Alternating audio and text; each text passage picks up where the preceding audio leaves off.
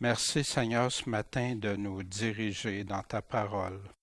Seigneur, que qu'est-ce que je vais présenter soit en plein accord avec toi, Seigneur. C'est toi qui as raison, c'est toi qui es celui qui nous dit les choses. Fait que donne-moi la sagesse de bien le présenter, puis que ça puisse faire effet dans tous nos cœurs, le mien en premier, Seigneur, celui de mes frères et sœurs présents pour ceux sur Internet ou par DVD, Seigneur. Bénis, accompagne-nous. On veut t'aimer sans hypocrisie, d'une façon toute sincère, Seigneur, mais selon ta vérité. Merci, Seigneur, de nous accompagner encore ce matin par ton Esprit Saint. Amen.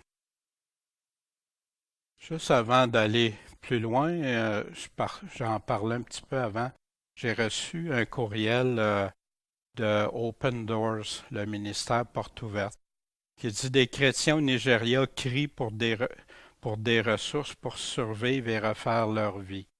Il se passe des choses là-bas terribles actuellement.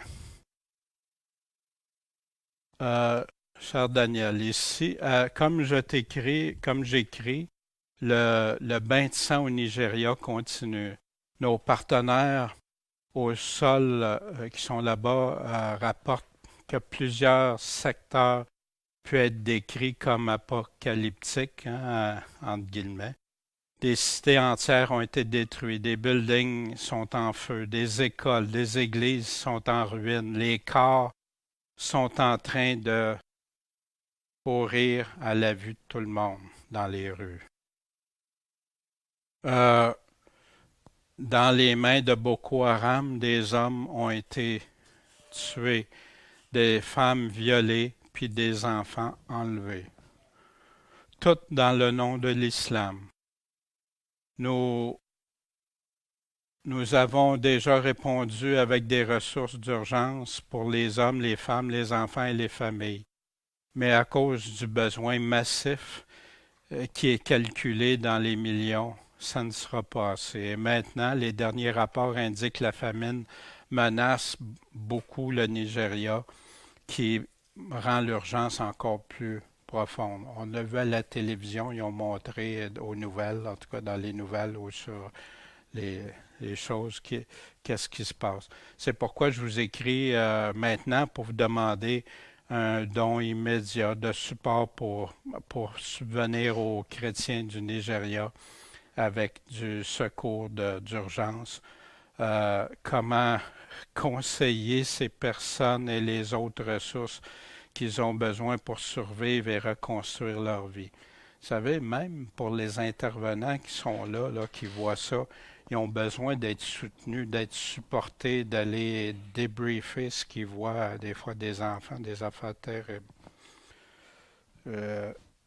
Une veuve du Nigeria dit « Mon cœur fait mal. Chaque nuit, mes yeux restent grands ouverts, priant et attendant pour que Dieu vienne à mon secours et me montrer sa miséricorde dans cette situation. » S'il vous plaît, répondez à ces prières avec un don maintenant. Votre générosité comptera beaucoup pour nos frères et sœurs au Nigeria. Merci, David Curry. Je voulais vous le partager parce que je ne pouvais pas, tu sais, il y en a beaucoup de courriels, des affaires, mais on a des frères, des sœurs qui vivent des moments terribles, présentement. On parle souvent à partir des apôtres puis de tous ceux qui ont les chrétiens, mais il y en a ceux du passé, on ne peut plus rien faire. Mais si on peut faire quelque chose. Enfin, je vous le présente, je ne veux pas mettre aucune pression, mais peut-être à la fin, après, on pourra en discuter. OK. Oui, Noël?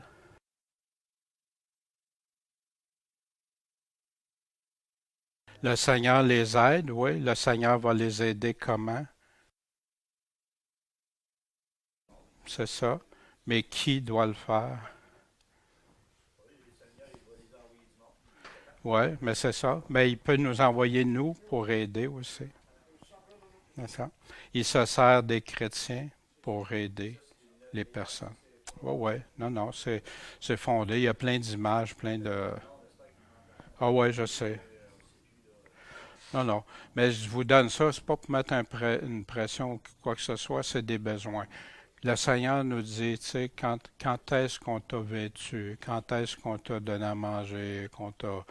Tout ça, je crois que ça en fait partie comme chrétien. Aimer son prochain, ça fait partie de ça.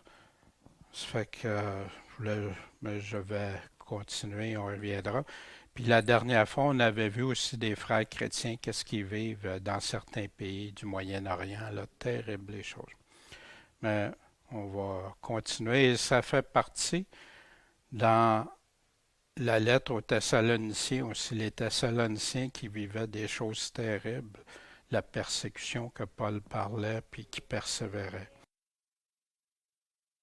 Qu'est-ce qu'on avait vu dans le dernier message du chapitre 2? Paul avertit des conséquences réservées à ceux et celles qui méprisent la vérité. Ceux qui n'ont pas l'amour de la vérité vont être séduits. Si ce n'est pas la vérité qui conduit leur vie, ça va être terrible. Cette vérité se retrouve dans les enseignements que Paul est en train de dire, des mises en garde, puis de persévérer, puis qu'avant le retour de Christ, il faut que l'apostasie soit là, l'abandon de la foi, et aussi qu'on ait vu l'Antéchrist, l'homme de perdition, s'asseoir dans le temple et tout ça. Puis ça comprend la vérité de l'Évangile. La parole sert d'unique référence de vérité pour ceux et celles qui aiment la vérité et la recherchent, pour la comprendre, mais pas juste la comprendre, la mettre en pratique aussi. Puis, vous savez, le malin rôde à tour de bras pour séduire tous ceux qui peuvent séduire. Il sait qu'il y a peu de temps. Demeurez ferme et fortement attaché à des doctrines, des théologies, des points non, aux paroles de Dieu. Si ces doctrines, ces théologies-là sont parfaitement en harmonie parfaite avec l'ensemble de l'Évangile, OK. Mais si ça ne va pas. Fait que maintenant, on va débuter le chapitre 3. Qu'est-ce que Paul est en train de dire aux Thessaloniciens? Tellement heureux que Paul ait dû écrire, qu'il n'a pas pu se rendre, puis qu'on ait ces lettres-là aujourd'hui. Puis je sais que le Saint-Esprit a conduit Paul aussi à écrire ça pour qu'on l'ait aujourd'hui, nous qui sommes à la fin des temps.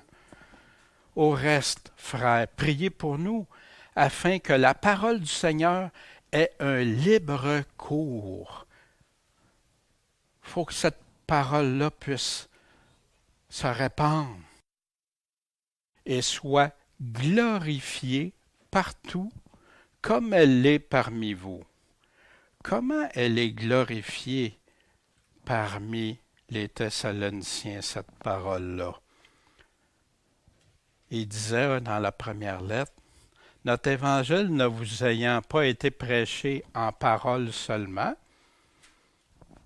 mais avec puissance, avec l'Esprit Saint. » Il nous dit là, avec l'Esprit Saint et avec une pleine persuasion. Fait qu'ils n'ont pas juste été là, écouter des paroles. Ils ont cru pleinement, puis avec la puissance de l'Esprit Saint. Parce que vous n'ignorez pas que nous nous sommes montrés ainsi parmi vous à cause de vous. Après ça, au chapitre 2, verset 13, de la première lettre, c'est pourquoi nous rendons continuellement grâce à Dieu. Rendre grâce de quoi? Qu'en recevant quoi? La parole de Dieu. Paul fait référence à ça tout le temps. Le seul guide que nous vous avons fait entendre. Paul et Timothée et Sylvain, c'est nous, ça vient des apôtres, ça vient de ceux que Dieu avait choisis pour établir, pour écrire, qu'on ait ça par écrit. Vous l'avez reçu. acceptée, vécue, non comme la parole des hommes, mais ainsi qu'elle est véritablement, comme la parole de Dieu qui agit en vous qui croyez. Fait que c'est-tu pour juste écouter ou tout ça? Non. Elle est glorifiée comme ça parce qu'elle fait un effet, elle agit, elle est, malgré tous vos problèmes, malgré tout ce qui vous arrive, vous persévérez, puis vous êtes tellement un modèle dans toute la Macédoine, l'Achaïe et partout, que Paul nous disait. La parole glorifiée partout comme parmi vous. Des fois aussi, glorifiée, hein, je rends gloire à Dieu, gloire, gloire, et tout ça. Puis c'est très correct qu'on rende gloire à Dieu par nos chants, nos louanges, notre cœur. Amen. Mais ça ne s'arrête pas là. Puis selon Dieu, il y a d'autres façons qu'on glorifie Dieu. Or, Jésus dit cela pour marquer de quelle mort Pierre glorifierait Dieu. Comment il glorifiait Dieu, Pierre? Par sa mort. Et après avoir ainsi parlé, il lui dit, suis-moi. Fait que Pierre savait d'avance qu'il y en aurait, puis il a dit quand tu seras vieux, puis il a donné. Ça ne s'était pas tout de suite. Pierre n'attendait pas d'une minute à l'autre le Seigneur, comme j'ai entendu certains dire. Jésus dit ces choses, puis levant les yeux au ciel, il dit, Père, l'heure est venue. Glorifie ton Fils, afin que ton Fils te glorifie. Comment il a fait ça, Jésus? Comment il a glorifié le Père? Voyez-vous? Fait que glorifier, on rend gloire à Dieu. C'est les Thessaloniciens faisaient ça. Ils rendaient gloire à Dieu. Ils étaient inébranlables et continuaient, quoi qu'il arrive. Paul continue. Et qu'on soit délivré des hommes inconsidérés, méchants, parce que tous n'ont pas la foi. Fait que Paul les écrivait d'ailleurs, mais il y avait des embûches partout. Paul a été fouetté, lapidé, il est arrivé plein de choses. Puis il parlait de justice, de tempérance, des péchés, de jugement qui s'en venait. Puis c'est là qu'il annonçait l'évangile de Christ, il n'était pas aimé. Hein? Les gens n'aimaient pas ça. Jean-Baptiste qui s'est fait couper la tête. Pourquoi? Étienne qui s'est fait lapider. Pourquoi? Le Seigneur est fidèle, qui vous affermira et vous préservera du malin. Vu que vous glorifiez la parole chez vous, parmi vous, le Seigneur est fidèle. Ouais, on m'avait dit, le Seigneur est fidèle, fait que même si tu es infidèle, il va toujours être fidèle. Mais il oublie de dire qu'est-ce qu'il disait. Si tu le renies, il va te renier aussi. Si tu le renies pas, puis ceux qui vont le confesser devant les hommes. Puis il y en a qui ne réalisent pas quand la marque de la bête, là, qui vont faire, tu vas être obligé de blasphémer, renier, comme l'Empire de Rome a fait affaire. Fait que, mais le Seigneur va vous affermer, vous préserver du malin. Paul disait aussi, aucune tentation, aucune épreuve nous est survenue qui n'ait été humaine. Et Dieu, qui est fidèle, ne permettra pas que vous soyez tentés au-delà de vos forces. Mais avec la tentation, il préparera aussi le moyen d'en sortir afin que vous puissiez la supporter. Savez-vous, c'est un passage que j'ai fait parvenir ça à quelqu'un qui est en grave lutte, en grave problème. Puis je l'ai rencontré par la suite. Puis j'ai lu, j'avais mis d'autres choses aussi, j'ai lu ça, relu ça chaque jour. Puis il dit, que ça m'a fait du bien, puis je me sens avec Dieu. Puis là, Je suis prêt à combattre pour Dieu. Amen. Quelle joie vous pensez. Pour passer moi. Ça- moi, j'ai pris ça là, puis j'y ai donné. C'est la parole de Dieu qui agit en lui. Amen, amen, Seigneur. Puis on continue à prier pour lui, que le Seigneur lui donne la victoire. Et vous savez aussi, il nous demande ce qu'on demande des dispensateurs, c'est que chacun soit trouvé fidèle aussi, que Paul disait aux Corinthiens.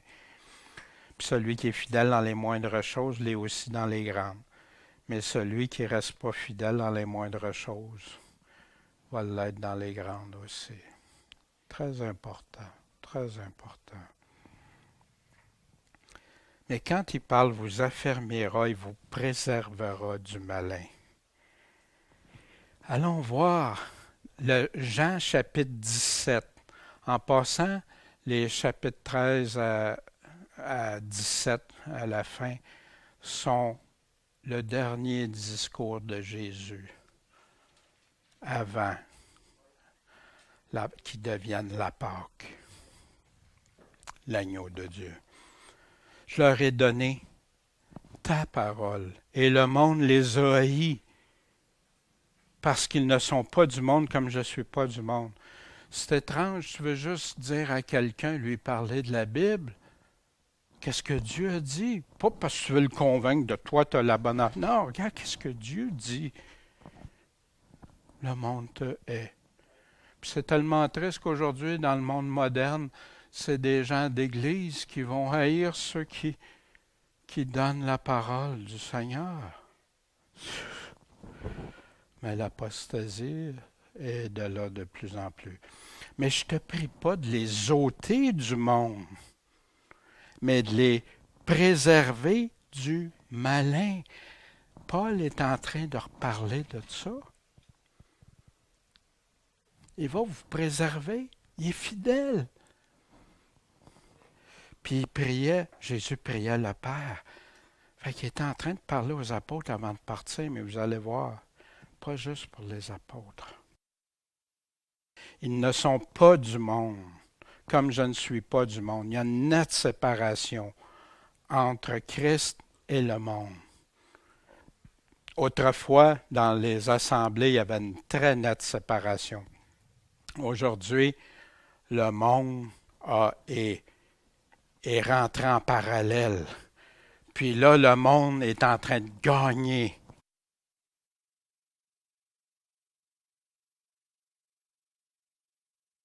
Sanctifie-les. Qu'est-ce que ça veut dire, sanctifier? Les rendre saints, les rendre mis à part pour Dieu. Sanctifie-les comment? Par ta vérité. Puis c'est quoi la vérité? Il y a tellement de vérité aujourd'hui. Le Seigneur répond, ta parole est la vérité. Ta parole. Jésus a prié. Comme tu m'as envoyé dans le monde, je les ai aussi envoyés dans le monde. Et je me sanctifie moi-même pour eux. Mis à part, est-ce que Jésus a vécu selon le monde? Est-ce qu'il a accepté les principes du monde? La parole nous dit non. Afin qu'eux aussi soient sanctifiés. Comment? Par la vérité. C'est étrange, hein? Les passages qui parlent d'unité, qu'on soit un, comme toi et moi, on est un, qui soit un, comme nous. Jésus disait ça du Père, de Jésus, puis de nous. Mais il expliquait tout par ta vérité, pas en dehors de ta vérité. Aujourd'hui, la vérité, la doctrine est mise de côté au nom de l'unité puis l'amour, alors que Dieu a dit non. C'est ta vérité. Puis là, on est en unité puis en amour. Puis quand t'aimes Dieu, t'aimes ce qu'il te dit, ben tu vas suivre ce qu'il te demande, puis tu vas le faire avec un désir d'aimer Dieu puis d'aimer ton prochain. Ah, je prie pas seulement pour eux, mais ça, je suis content qu'il ait mis ça. Parce que, tu sais, là, j'aurais pu dire, ben, il parle pour les apôtres, tu sais, il est avec ses disciples, les apôtres. Je prie pas seulement pour eux, mais aussi pour qui? ceux qui croiront en moi par leur parole. Fait que Jésus a sanctifié, Jésus leur a confié la mission. C'est pour ça qu'aujourd'hui, on peut croire en Jésus, parce qu'ils ont dispensé leur parole, puis ça s'est transmis de génération en génération, puis sa parole a été préservée. J'ai manifesté ton nom aux hommes que tu m'as donné du monde. Ils étaient à toi et tu me les as donnés. Puis qu'est-ce qu'ils ont fait? Ils ont gardé quoi? Ta parole. C'est pas étonnant que Paul reparle toujours de ça. Puis si vous regardez Thessaloniciens avec Jean 17, vous allez retrouver beaucoup de parallèles. Ils ont connu maintenant que tout ce que tu m'as donné vient de toi. Fait que Jésus, il n'y avait rien qui venait pas du Père en Jésus. Vous avez vu, vous m'avez vu, vous avez vu le Père. Wow, toute une affirmation, hein? Car je leur ai donné quoi? Les paroles que tu m'as données. Ouais, ben là, l'Ancien Nouveau. Non. Jésus a donné toutes les paroles que le Père même. Ils les ont reçues, connues, et ils ont connu véritablement que je suis venu de toi, et ils ont cru que tu m'envoyais. Mais tout ça à partir de quoi? Des paroles que tu m'as données. Gardez ma parole dans la Révélation, l'Apocalypse 3:8. Je connais tes œuvres. Hein? Jésus, il reconnaît les 7 églises. Il commence par ça. Il se présente, puis après ça, je connais l'Église comment? Par tes œuvres. Voici, j'ai ouvert une porte devant toi et personne ne peut la fermer. Pourquoi? Même parce que tu as peu de force, que tu as gardé ma parole et que tu n'as pas renié mon nom. Savez-vous, le plus grand reniement que la parole nous parle, c'est quand il va avoir la marque de la bête. Voici, j'en donnerai de la synagogue de Satan qui se disent juifs. Qui se dit juifs? Qui ne le sont pas, mais qui mentent. Voici, je les ferai venir afin qu'ils se prosternent à tes pieds et qu'ils connaissent que je t'ai aimé. Pourquoi? Parce que toi, tu as gardé la parole de ma patience, ma persévérance, ceux qui persévéreront jusqu'à la fin. Même je te garderai de l'heure de la tentation qui doit venir sur le monde entier pour éprouver les habitants de la terre. Morts ou vivants, ceux qui peuvent, quel que soit, Dieu préserve, comme de nos frères, de nos sœurs qu'on lisait la dernière fois, des témoignages, qu'ils prient même pour leurs ennemis, ils persévèrent, ils ont les vies, ça tombe comme des mouches, mais ils persévèrent dans la foi, parce qu'ils aiment Dieu. Dieu les garde dans la foi, il les préserve du malin. Ils n'abandonnent pas la foi. C'est la chose la plus précieuse à leur âme. Ils ont bien compris l'Évangile, que c'est Dieu. La foi, c'est d'avoir confiance quand Dieu dit qu'après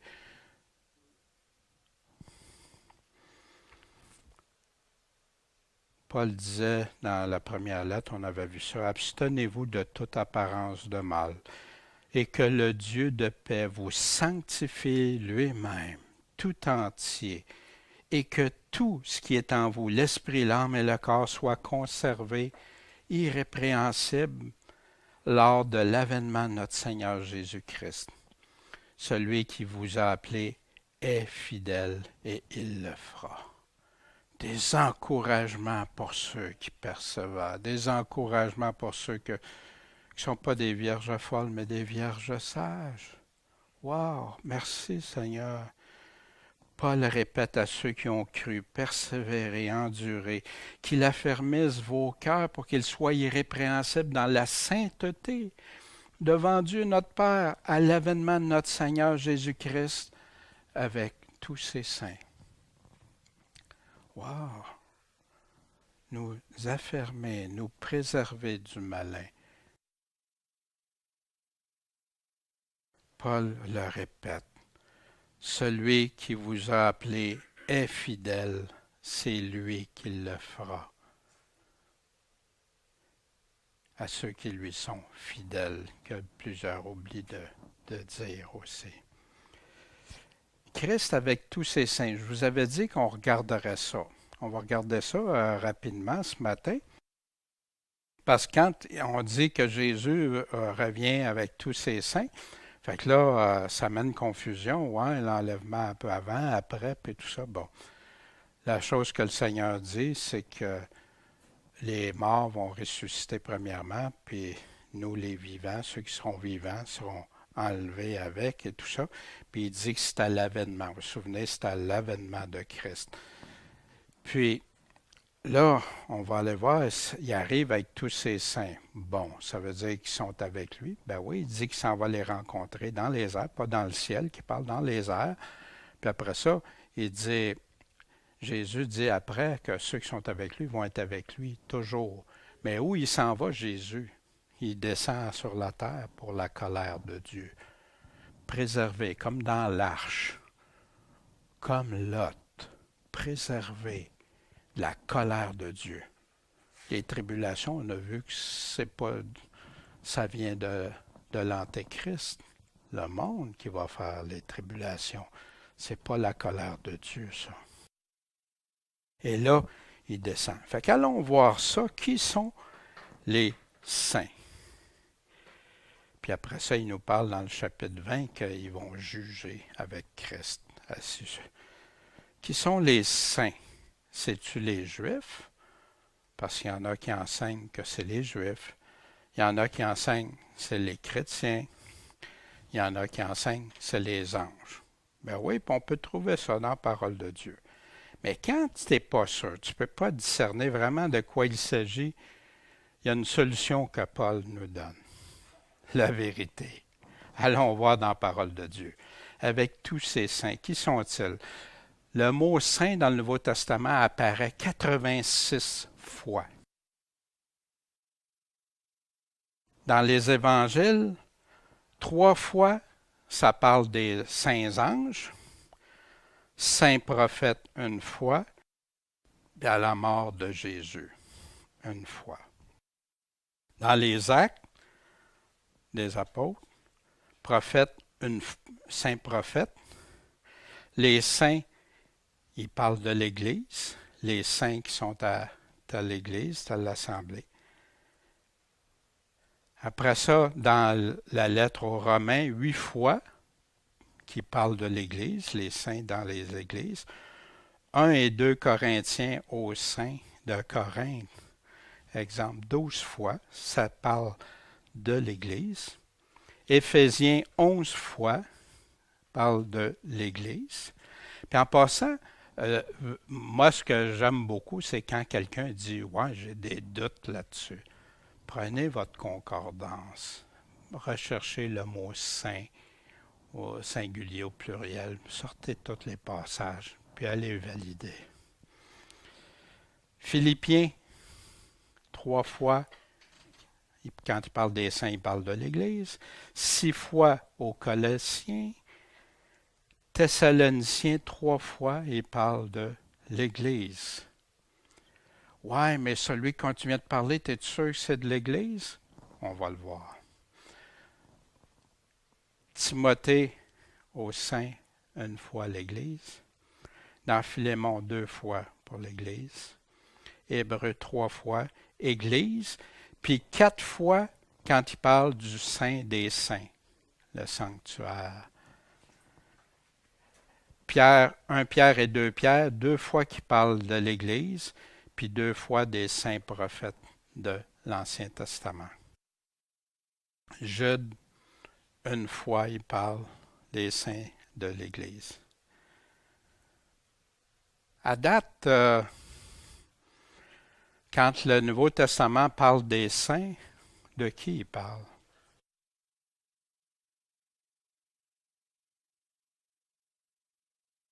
Aujourd'hui, il y en a qui ont fait une nouvelle catégorie de saints. D'autres qui vont devoir un autre évangile. C'est malheureux, c'est triste. Mais dans la révélation, pourquoi en venir à ça? Parce qu'on dit, moi j'avais appris que l'Église serait enlevée à partir du chapitre 4. Parce qu'il disait à Jean, qui était en vision, il disait à Jean, monte ici. Jean, il dit, il était en esprit, même pas de corps. Chapitre 5, chapitre 8, prière des saints. Qui sont les saints? Chapitre 11, 8, pour récompenser les saints. Qui sont les saints? La guerre contre les saints. Qui sont les saints? La persévérance des saints pour ne pas prendre les armes, puis l'autre pour ne pas prendre la marque de la bête. 14.10, les saints anges. Cantique au roi des saints. Le roi de qui? De quel saint? Le sang des saints. Chapitre 16, verset 6, 17, 6. Le sang des saints, des apôtres, des prophètes. La prostituée, la grande prostituée assise sur cette colline, ivre du sang des saints, les justices des saints. Le camp des saints, puis Dieu des saints prophètes. Fait que, pour moi, les saints, avant de me dire que ça ne parle pas de l'Église, ça ne parle pas de ceux qui croient en Jésus-Christ, tout ça, il faudrait qu'il y ait des passages très clairs pour affirmer le contraire de qui Paul appelle les saints. Paul, il parle de qui? Regardez dans les lettres de Paul.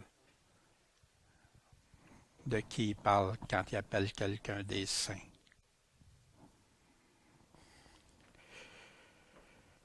Et nous, retournons en 2 Thessaloniciens, et nous avons à votre égard cette confiance dans le Seigneur que vous faites. Qu'est-ce que ça veut dire faire?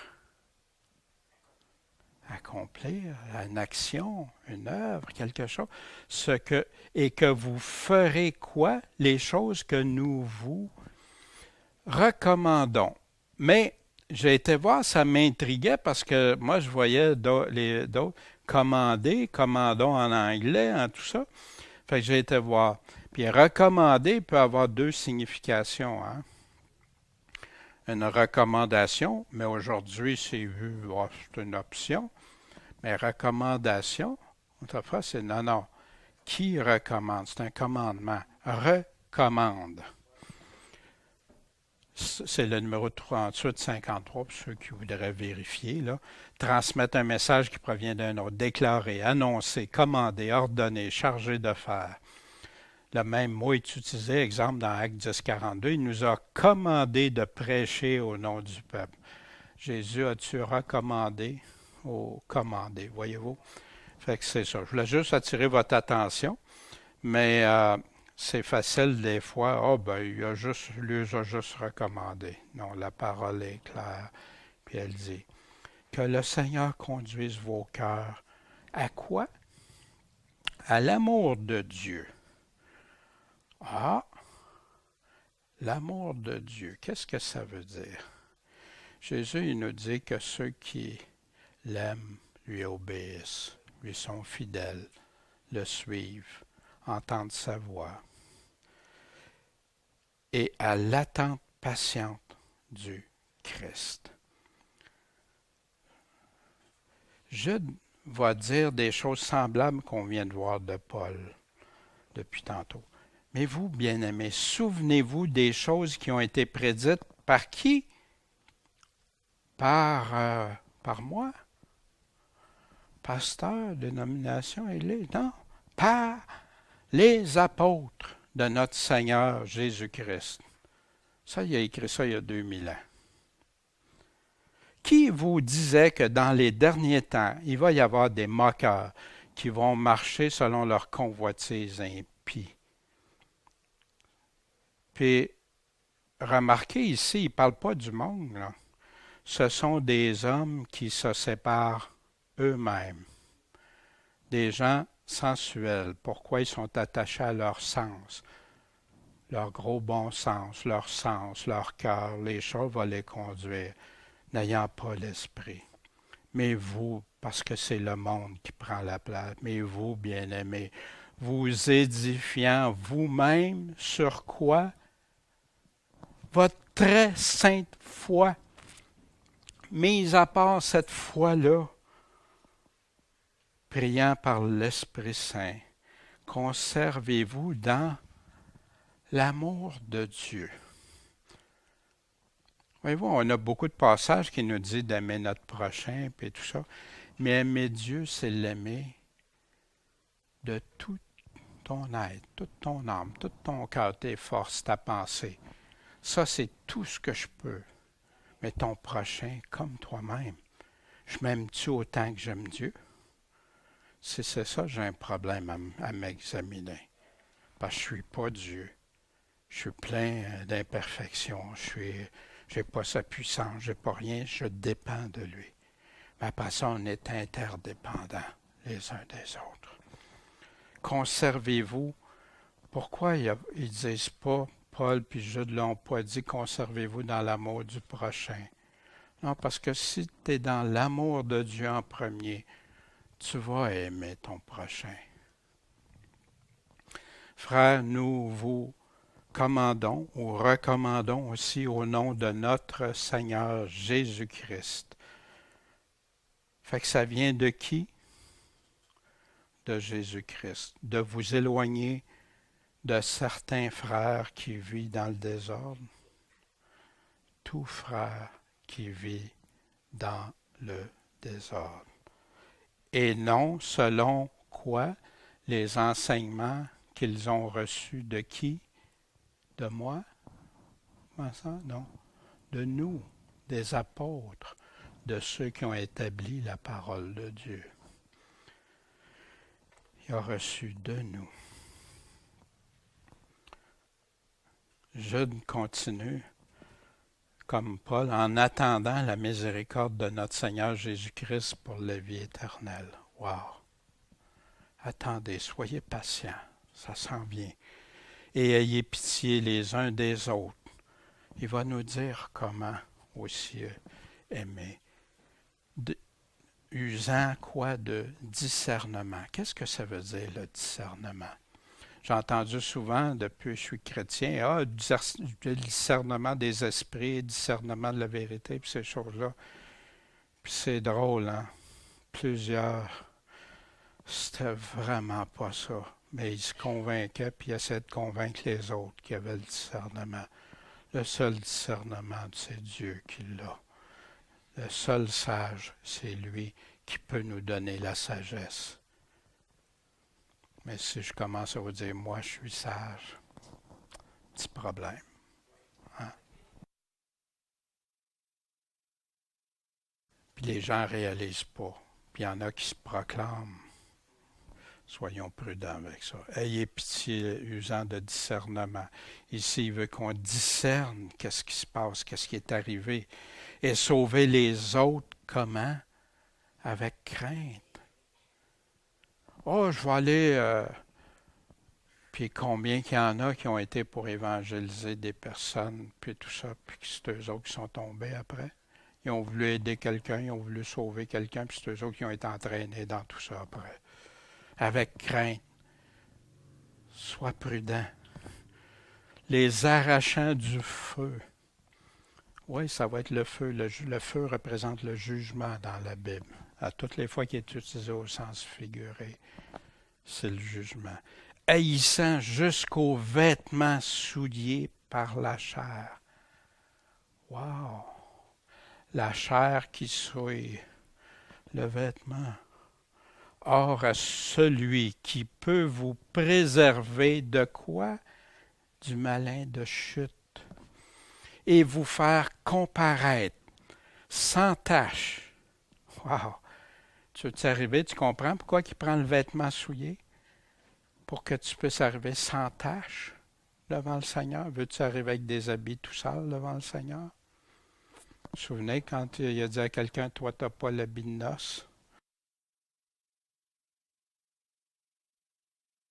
Et dans la joie, en sa glorieuse présence, ça veut dire qu'il va être là, présent, à Dieu, seul sage, notre Sauveur.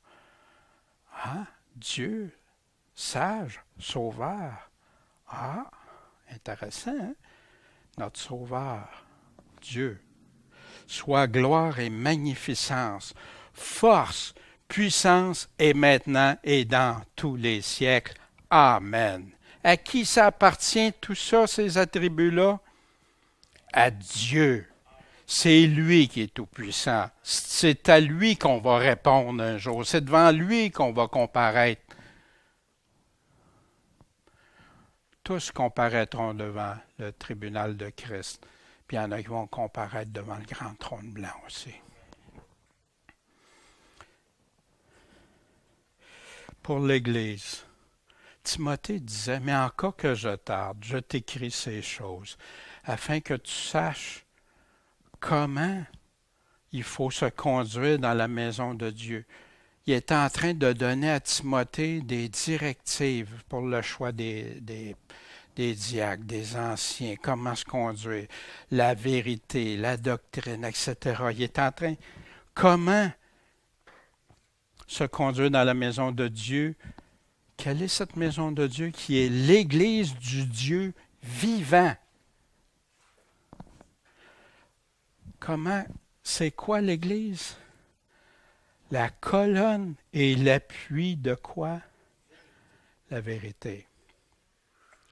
Voyez-vous, pourquoi, quand il y a du levain, que Jésus nous a tant avertis, un peu, ça rentre, ça ne fait pas de bruit.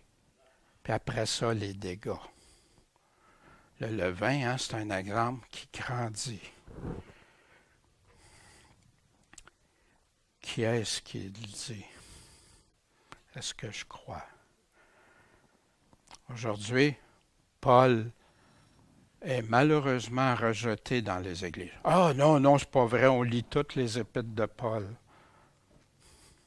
Mais quand Paul est en train de dire des choses, pourquoi que c'est plus ça vraiment? On le lit, on voit mais c'est plus la colonne et l'appui de la vérité. La foi donnée une fois pour toutes, que je dis, c'est plus vraiment ça. On a amélioré les choses, nous autres. Quelle tristesse. Il y a beaucoup d'églises que si Paul serait assis dans leur église, il serait rejeté au nom de Christ. Il serait un légaliste, il serait vu comme un légaliste. Et quand il avertirait, trompez-vous pas, que personne, aucun idolâtre, menteur, tout ça va pouvoir être dans le royaume de Dieu, ou qu'il soit repenti, pardonné, puis qu'il a cessé. La repentance, c'est ça. S'éloigner. Souvenez-vous, on avait vu un tableau synthèse déjà que j'avais fait dans le passé parce que j'avais vu comment on met tellement d'emphase sur l'unité, puis on ne parle pas de séparation autre que quand c'est contre notre doctrine de dénomination ou de ce qu'une personne dit ou tout ça. Mais la parole est claire. La parole parle autant de séparation que d'unité. Fait que j'avais fait ça pour avoir le cœur, Seigneur, qu'est-ce que je dois faire? Parce que des fois, tu me dis d'être uni, des fois de me séparer. Après ça, je dis, ben oui, tu donnes les critères, Seigneur. Fait que ce que j'ai fait dans ce tableau-là, des passages, les sujets qui sont abordés, de quoi il parle. Bien important de savoir de quoi il parle, pas appliquer ça n'importe comment, découper les versets. C'est quoi les critères et les conditions pour faire ce qu'il nous demande de faire? C'est quoi que je dois faire ou qu'est-ce que l'Assemblée doit faire? Puis c'est quoi les impacts et conséquences de ça? Pourquoi c'est important? Pourquoi c'est grave? Puis c'est quoi que ça fait si on ne le fait pas? Puis ici, si on va voir Je l'ai mis en fichier attaché là pour là on le voit pas, c'est vrai, parce qu'il n'est pas sur l'écran, mais il est attaché. Là. Il y a le tableau. Puis c'est bien important de lire les consignes dedans, pas des consignes, des mises en garde, là, pour pas que personne arrive, découpe ça, puis tout de suite, non, non. Regarde, prie le Seigneur, regarde ça, étudie ça. Le rôle de l'Église, comment l'Église doit agir, faire face aux séductions, aux mensonges de l'Assemblée, c'est ça que Paul est en train de leur parler. Puis toujours partir ce que Dieu dit, puis valider ça avec l'ensemble de sa parole. Aujourd'hui, les gens disent quelque chose, puis après ça, on va aller vérifier la parole de Dieu. Mais tu as déjà une idée de rentrer dans la tête. Fais le contraire, va juste écouter Dieu. Sois prêt à mettre de côté ce que tu penses que c'est, puis tout ça, demande-lui. Il va te l'enseigner, il va te le montrer. Jésus a dit qu'on va être jugé selon ses paroles. Pensez-vous qu'il veut nous cacher ses paroles? Ça reste voilé pour ceux qui périssent, pas pour ceux qui veulent le suivre. Ça ne veut pas dire que tu n'auras pas de difficultés. Je n'ai pas la prétention de dire que tout est... Non, mais je dois prier, chercher, puis Dieu répond en son temps. Puis pas imposer une réponse à Dieu. Vous savez, il y en a qui font ça. Ah oui, oui, c'est ça. Ben, c'est réglé. Laisse le temps à Dieu de te parler. L'amour va se réjouir de quoi? De la vérité, pas du mensonge. Il va dénoncer les mensonges, dénoncer. On a vu tantôt toute apparence de mal. Puis en cas de doute, patiente. Demande à Dieu. Tolérance aux mensonges. Paul disait justement aux Romains, cependant, je vous exhorte, frères, à prendre garde à ceux qui causent des divisions et des scandales. Ouh! Mais ils disent contre quoi? Pas contre des personnes, contre l'Église ou ces choses-là. En premier lieu, c'est quoi? Contre la doctrine que vous avez apprise il y a 2000 ans. Pas les nouvelles doctrines qui sont arrivées entre-temps. La doctrine que vous avez apprise et à quoi faire? Vous éloigner d'eux. Pourquoi? Si vous allez consulter le tableau, vous allez voir, puis il y a les réponses. On n'a pas le temps ce matin de tout voir. Le levain. La parole nous parle de trois sources de levain que Jésus nous a mis en garde lui-même. Les enseignements. Dans les enseignements, il parlait des enseignements des pharisiens qui prennent la parole de Dieu puis qui rajoutent des traditions d'hommes dedans. L'hypocrisie des traditions d'hommes, des philosophies humaines. L'hypocrisie, c'est faux. On fait semblant. Ça, c'est du levain. Puis c'est pour ça que c'est si important d'être transparent aussi. Puis les péchés. Le levain, le péché a fait tout détruire. Tolérance au mensonge, l'apôtre Jean, l'apôtre de l'amour, celui que Jésus aimait. Quiconque est transgresseur et ne demeure pas dans quoi? La doctrine de Christ n'a pas Dieu. Jésus dit, demeurez en moi. Si vous ne demeurez pas, si vous ne restez pas en moi, le cep, il coupe. Celui qui demeure dans la doctrine de Christ a le Père et le Fils. C'est quoi la condition? Il y en a qui disent qu'il n'y a pas de condition. Non, non. Jean nous explique une condition c'est dans les lettres, dans ces lettres, ces 3 dernières lettres, qui expliquent comment faire la différence entre un vrai chrétien et un faux chrétien. Puis en passant, quand c'est un faux, quelle valeur ça a, malheureusement? Si quelqu'un vient à vous et n'apporte pas quoi? Cette doctrine. Quelle doctrine? La doctrine de Christ. Quelle est la doctrine de Christ? C'est l'Évangile, c'est la Nouvelle Alliance, le Nouveau Testament. C'est ça la doctrine de Christ. Ne le recevez pas dans votre maison. Wow! Saluez-les pas. Moi, des fois, j'ai voulu passer par-dessus ça. Puis des fois, je l'ai fait. Ça n'a pas été comme je pensais. Maintenant, Dieu, tu dis ça, c'est parce que tu sais pourquoi. Tu le sais, toi. Car celui qui le salue, qu'est-ce qu'il est en train de faire? Il est en train de cautionner ou participer à ses mauvaises œuvres. Ben, c'est pas grave, on est en unité, il faut rester unis. C'est ça que Jean est en train de dire. La doctrine, c'est facultatif, optionnel. Si tu demeures dans la doctrine de Christ, tu le suis, tu obéis, tu mets en pratique sa parole, il n'y a pas de problème. Mais si tu ne restes pas dans son enseignement, tu t'en vas ailleurs, tu rajoutes des choses. Fait que comment on peut mélanger des choses puis dire que c'est le Seigneur? Car vous savez vous-même comment vous devez nous imiter, puisque nous n'avons pas vécu parmi vous dans le désordre. Fait que Paul, Sylvain et Timothée, ils n'ont pas seulement parlé de la parole de Dieu, ils ont agi comme la parole de Dieu. Ils ont été un témoignage vivant, en action. S'il n'aurait pas été ça, y aurais-tu pu écrire ça, Paul? Ah non, hein? Faites ce que je vous dis, faites pas ce que je fais, faites ce que je vous dis. Quel mensonge, quel mensonge.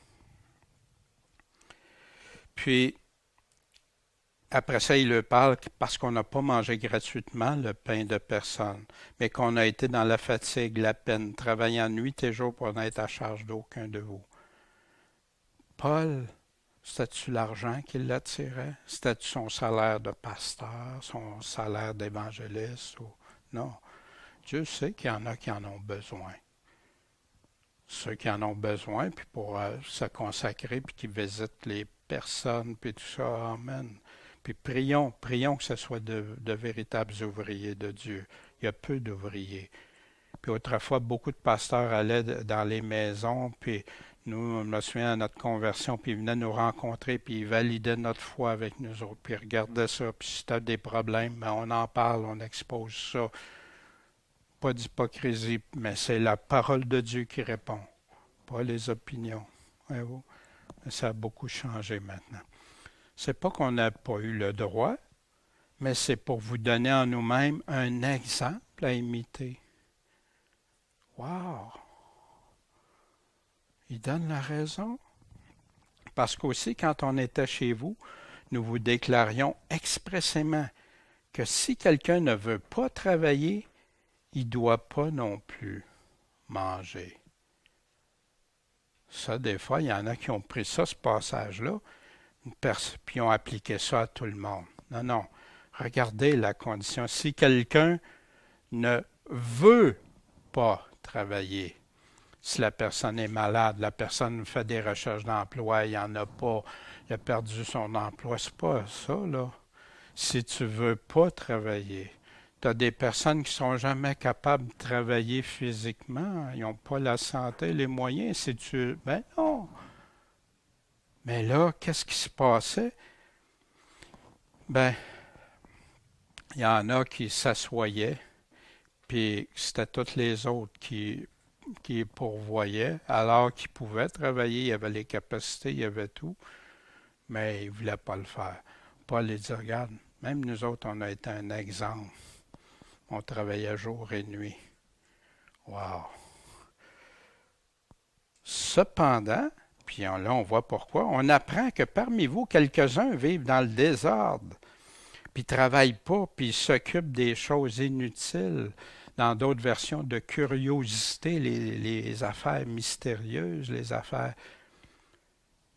et s'occupent des choses inutiles. C'est sûr, quand on ne travaille pas, on ne fait rien, on a tendance à quoi? À vouloir faire quelque chose. Mais, c'est-tu vraiment selon Dieu? C'est-tu vraiment utile à Dieu? C'est-tu quelque chose qui va glorifier Dieu? Et ça en fait partie. Puis en passant, hein, à un moment donné, il parle dans une de ses lettres que des veuves qui vont d'une maison à l'autre, puis tout ça, Puis, fait que là, il y en a qui disent, ah, tu vois, les femmes, ils vont me mairer, puis tout ça. Non. Les hommes aussi. C'est pas vrai que c'est juste un bar, puis tout ça. Voyez-vous. Puis, or, ceux-là, nous les invitons et nous les exhortons, mais par qui? Par notre Seigneur Jésus-Christ, à travailler avec tranquillité afin de manger leur propre pain. Pour vous, frères, ne vous lassez pas de quoi? De bien faire.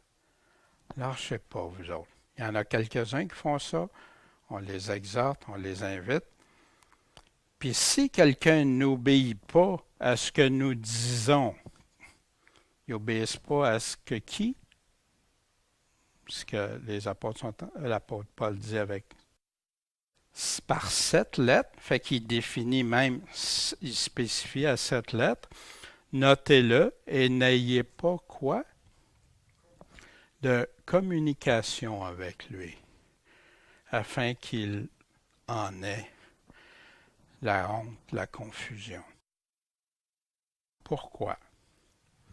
Parce que si tu continues à aller avec, si tu continues à te tenir avec, les autres, l'Assemblée, pas de problème. Je sais pas, tu sais, quelqu'un arrive, puis il veut absolument pas travailler. Lui, il veut que ce soit tout le monde qui, tu sais. Mais attends, regarde, tu veux-tu regarder ce que la parole dit? Puis il y a d'autres désordres aussi, il n'y a pas juste ça. Ça, c'en est un pointu que Paul prend avec un fait précis. Mais là, tu encourages la personne, puis j'ai vu ça dans des assemblées. Des gens qui pensaient que tout le monde le devait tout. Puis eux autres, ah non, la parole le dit, il faut aider son prochain, il faut aimer son prochain. Oups, ouais, mais la parole aussi a dit ça, mon frère, ma soeur. Voyez-vous? Fait que ça, c'est une chose. Mais il dit par le Seigneur. Mais si tu continues pareil, la personne va-tu arrêter ou tu vas l'encourager?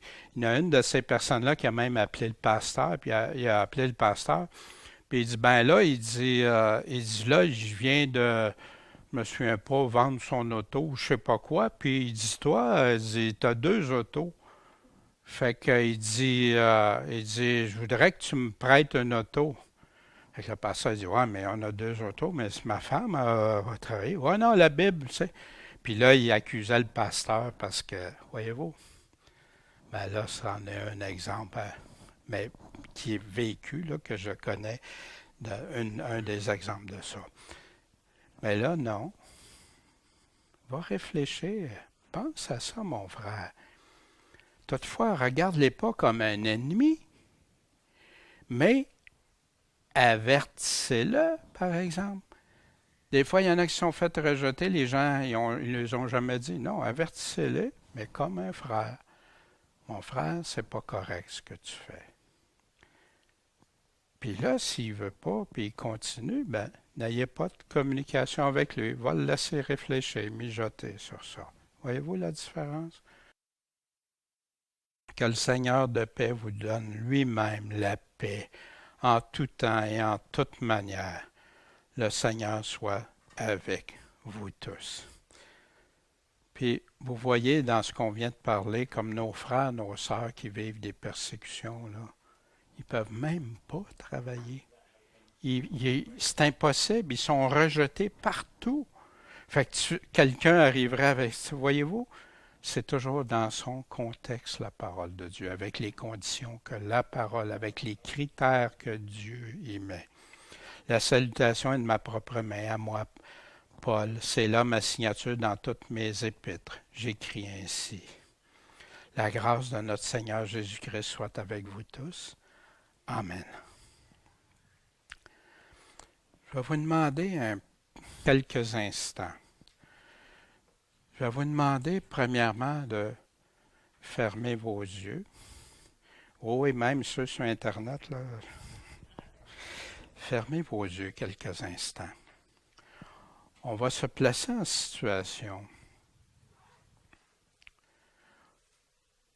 notre vie, notre vie présente se termine. Puis on est rendu à l'étape où on est devant Dieu, maintenant. Dieu, qu'est-ce qui compte le plus devant Dieu? Quel critère va servir pour mon éternité, ton éternité?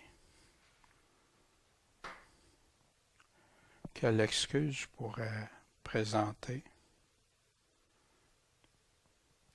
Est-ce que je connais le Seigneur? Puis encore plus important, est-ce qu'il me connaît? Puis vous savez, au travers de tout ça, parfois, surtout quand on est avec le Seigneur depuis longtemps,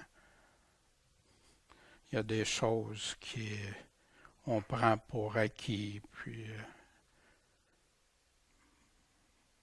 il y a des places que la parole nous invite à prendre des choses pour acquis, à avoir confiance, à avoir la foi. Puis dans d'autres, elle nous donne des mises en garde, des avertissements. Puis aussi, pour mon choix, pour l'éternité, je peux rien choisir. C'est pas ce que la Bible nous dit. On peut choisir de croire en lui, de le suivre, de faire les œuvres que lui a préparées d'avance, de rester fondé sur le seul fondement, être l'appui, la colonne de la vérité. Qu'est-ce que ça serait devant Dieu maintenant avec des mensonges, avec des fausses croyances? Puis, oui, je peux aussi influencer pour l'éternité. Le Seigneur nous dit qu'on peut bâtir des choses solides pour l'éternité. Puis, il y en a qui choisissent d'être sauvés juste comme au travers du feu, mais je crains pour eux aussi. Aussi, je consacre ma vie à Dieu pour lui plaire, le suivre selon les capacités qu'il me donne, selon ce que tu m'as dit, que tu attendais de moi, qui est très clair. Vous savez, il se vend des millions de livres chrétiens de toutes sortes. Pourtant, la parole de Dieu est complète en elle-même. Puis oui, c'est bon des fois de lire des biographies ou lire comment un frère, une sœur a vu quelque chose. Mais c'est seulement la vérité de Dieu qui va compter à la fin. Seigneur, garde-nous.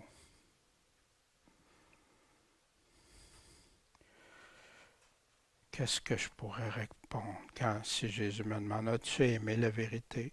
M'as-tu vraiment écouté? Que vaudra nos opinions, nos doctrines, ce qu'on ajoute, nos aveuglements, des fois même volontaires? Mais Seigneur, j'ai fait tout ça pour toi. Vraiment? As-tu obéi à ma voix? Qu'en as-tu fait de mes paroles?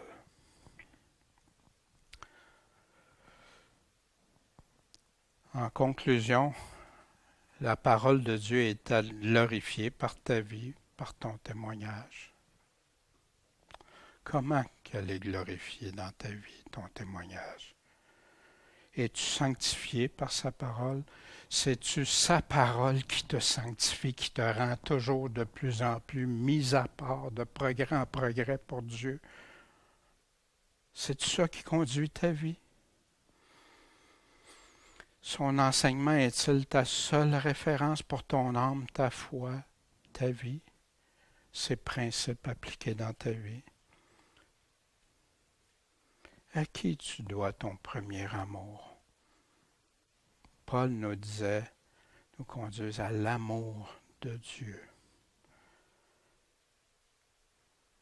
Qui suis-tu? Lui obéis-tu de tout ton amour, de toute ton âme, ton cœur, tes pensées, puis ton prochain comme toi-même? Qui peut te préserver et te garder dans ses voies? Quel est ce cep-là auquel tu restes et que tu veux porter du fruit pour lui, parce que tu l'aimes. Bon Père Céleste, merci de ta parole. Seigneur, aide-nous à te rester fidèle en toutes choses. On veut, Seigneur, que sans hypocrisie, sans fausseté, sans péché, Seigneur, te suivre à 100%, te faire confiance à 100%. Aide-nous à marcher de progrès en progrès et bénis tous ceux qui sont prêts à t'entendre, à t'écouter et te suivre. En ton saint nom, Seigneur, Maître et Sauveur Jésus-Christ. Amen.